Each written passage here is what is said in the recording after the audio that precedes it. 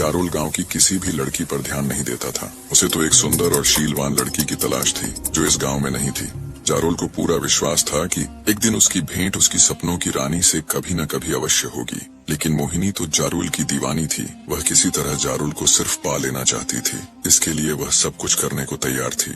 उसने पहले अपनी आंखों से मादक प्यार छलकाकर जारुल को अपनी ओर आकर्षित करने का प्रयास किया, किंतु जारुल ने उस पर ध्यान नहीं दिया। इसके बाद उसने अपनी सहेलियों से जारुल के पास प्रेम के संदेश भेजे और उससे एकांत में मिलने की इच्छा प्रकट की। जारुल ने मोहिनी की सहेलियों की बातें बड़े ध्यान से सुनी, लेकिन उससे मिलने से साफ इनकार कर दिया। मोहिनी ने जारुल को लुभाने और उसे अपने प्रेम जाल में फंसाने के इसी प्रकार के बहुत से प्रयास किए, किंतु उसके सभी प्रयास असफल रहे। लेकिन एक बार तो मोहिनी ने हद ही पार कर दी।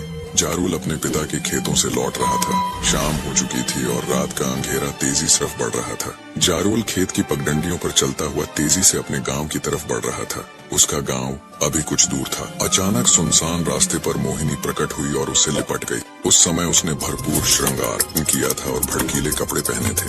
जारुल घबरा गया।